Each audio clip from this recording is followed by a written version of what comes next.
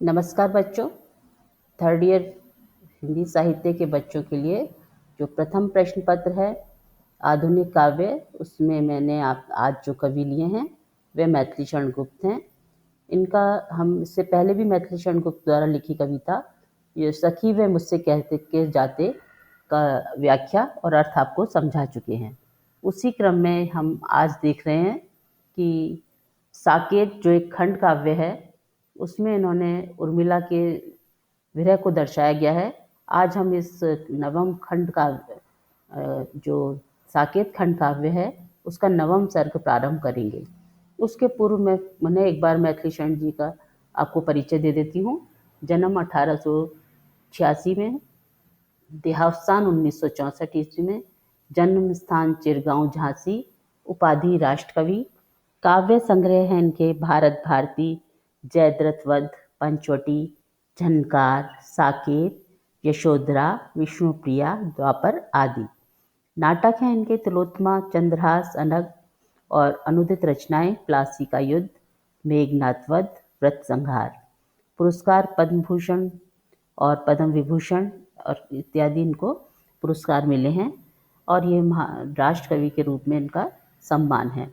आज हम जो इनका नवम सर्ग है उससे उद्धृत पंक्तियां पढ़ेंगे। उसके पूर्व मैं आपको थोड़ा सा इनके बारे में बता देती हूँ कि जो साकेत का नवम सर्ग है उसमें उर्मिला का विरह बताया गया है और वह बहुत ही कारुणिक है। हर पल हर क्षण उर्मिला विरह व्यथा से पीड़ित रहती है। उसका हर शब्द उसकी विरह वेदना से ओतप्रोत, अतएव उसकी व्यथा की व्यंजना करने वाला यहाँ यह नवम सर्ग है। उसका चित्रण करते हुए कवि ने एक ओर ताप का ऊहात्मक जो चित्रण किया है और षड ऋतु 12 मासा आदि का परंपरागत विरह वर्णन किया है, तथा साथ ही जो मनोभाव हैं उनका संयोजन नवीन ढंग से करते हुए उर्मिला की विरह व्यथा का संवेदनात्मक एवं मनोवैज्ञानिक चित्रण भी किया है।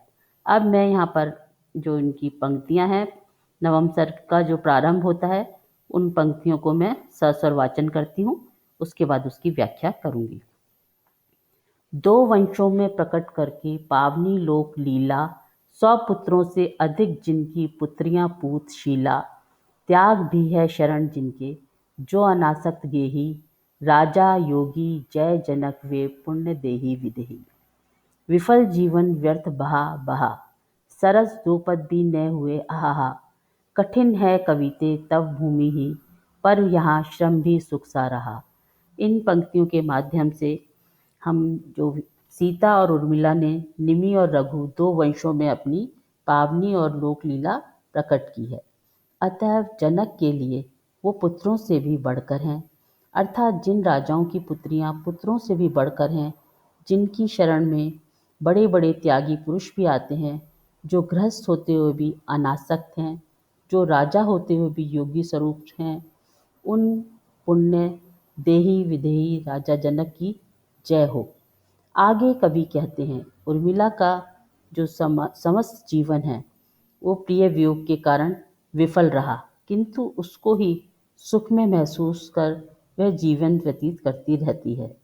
कवि उर्मिला के प्रति विनम्रता व्यक्त करते हुए कहते हैं, उर्मिला तुम्हारा सारा जीवन निष्फल और विफल ही रहा। कभी 2 पल का सुख नहीं मिला। इसके सिवाय उन्होंने कहा हमेशा ही इससे यह भी सिद्ध होता है कि तुम्हारी कर्म भूमि कठोर रही, पर इन विपरीत परिस्थितियों में भी तुमने किसी तरह संतोष को बनाए रखा और अपने व्यथा को पीड़ा को अपने मन में ही रखा। इसमें जो अलंकार है वो श्लेष और विरोधाभास है और छंद जो है वह गीतिका इसमें लिया है। तो इस तरह से हम देखते हैं कि सीता अपने प्रियतम के साथ साकेत में चित्रकूट में आई है एवं वहीं आकर सानंद रहने लगी, किंतु उर्मिला की भीषण या जो व्यथा है या वियोग है या विरह है वह उसको अकेले ही सहना पड़ता है। इस सर्ग की कथा उर्मिला के आंसुओं से भीगी हुई जान पड़ती है। अब मैं आगे की जो पंक्तियां हैं उनका सस्वर वाचन करती हूँ। करुणे क्यों रोती है, उत्तर में और अधिक तू रोई। मेरी विभूति है जो उसको भवभूति क्यों कहे कोई। अवध को अपनाकर त्याग से वन तपोवन सा प्रभु ने किया। भरत ने उनके अनुराग से भवन में वन का व्रत ले लिया। स्वामी सहित सीता ने नंदन माना सघन गहन कानन भी। वन उर्मिला वधू ने किया उन्हीं के यथार्थ निज उपवन भी। उपयुक्त पंक्तियों में कवि द्वारा उर्मिला के जीवन को कारुणिक बताते हुए कहा गया है कि उर्मिला की व्यथा का कारण पूछने पर वह उत्तर देती है, मुझे पहचान और महत्व मेरी अपनी विभूति के कारण मिली है। कोई मुझे मेरी पहचान छीन नहीं सकता और उसे किसी तरह का इस अधिकार भी नहीं है कि मेरी इस विभूति को कोई नाम दे। तो यह कहाँ का न्याय है। आगे की पंक्तियों में कवि कहते हैं, राम ने अपने आदर्श चरित्र का परिचय देते हुए कहा कि उन्होंने अपने त्याग से चित्रकूट को तपोवन भूमि के रूप में बदल दिया। भरत भी अपने बड़े भाई के या बड़े भ्राता के त्याग और आज्ञा का पालन से अभिभूत होकर राजमहल में रहकर भी तपस्वी का सा जीवन जीने लगे और सीता ने अपने स्वामी का साथ ग्रहण करते हुए वन में चली गई और राजभवन का सा सुख अनुभव करने लगी। और यहाँ पर जो उर्मिला है वह उन सबके हितों को रक्षा करने के लिए इसमें वन महल में भी एक तरह से कानन के रूप में अब जीवन जीती हुई विरह व्यथा को सहन कर रही है। इसमें विशेष है कोमलकांत पदावली, प्रसाद गुण है और अलंकार है, वे अनुप्रास आया है। तो इस तरह से हमने इन पंक्तियों की भी व्याख्या की और जो सहज और सरल है। आगे की पंक्तियां मैं फिर सस्वर वाचित कर देती हूँ। अपने अतुलित कुल में प्रकट हुआ था कलंक जो काला, वह उस कुल वाला ने अश्रु सलील से समस्त धो डाला। भूल अवधि सुध प्रिय से कहती जगती हुई कभी आओ, किंतु कभी सोती तो उठती वह चौंक कर जाओ। इन पंक्तियों में उर्मिला की विरह व्यथा को बताया गया है। उसकी जो मनोदशा है, उसका जो द्वंद्व है, उसकी जो पीड़ा है, उसके बारे में कवि ने शब्दवध किया है। तो यहाँ पर सीता एवं उर्मिला के संबंध में कवि कहते हैं कि राम के साथ लक्ष्मण को वह भेजकर उर्मिला द्वारा पति के मार्ग में स्वयं कोई बाधा न बनना स्वीकार किया और अपने पति के वियोग में अपना सुखमय जीवन दुख से भर लिया। रघुवंश में राम वनगमन के कारण जो कलंक लग गया था, उस कालिमा को कुल बाला अर्थात उर्मिला ने अपने अश्रु जल से मानो धो दिया हो।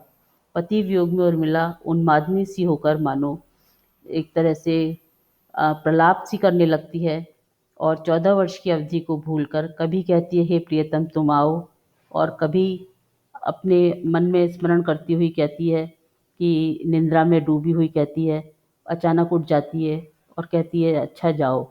इस तरह से उसकी मानसिक अवस्था का चित्रण किया गया है। और इसमें विशेष बात यह है कि उर्मिला को जो त्यागमयी मूर्ति बताया गया है और उर्मिला की व्यथित मनोदशा का मार्मिक चित्रण किया है। अलंकार इसमें भी अनुप्रास है। तो इस तरह से यहाँ पर हमने उर्मिला के जो व्यथा है और उसकी वह प्रिय के स्मरण में किस तरह से उद्भ्रांत दुखी है और अपने आप में खोई हुई है, उसका बहुत ही मार्मिक चित्रण कवि ने किया है। अब अगली कुछ पंक्तियों का मैं वाचन करती हूँ। मानस मंदिर में सती पति की प्रतिमा था, जलती सी उस विरह में बनी आरती आप। आंखों में प्रिय मूर्ति थी, भूले थे सब भोग, हुआ योग से भी अधिक उसका विषम वियोग। 8 पहर 64 घड़ी स्वामी का ही ध्यान, छूट गया पीछे स्वयं उसका आत्मज्ञान।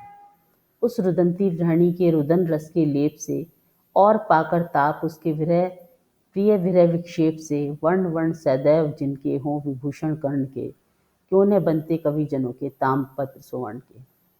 अब यहाँ पर फिर हम पंक्तियों से स्पष्ट रूप से समझ रहे हैं कि उर्मिला अपने मन रूपी मंदिर में अपने प्रियतम की मूर्ति को स्थापित करके एक सती का एक तरह से एक सतीव्रता या पतिव्रता स्त्री की तरह अपना जीवन यापन कर रही है।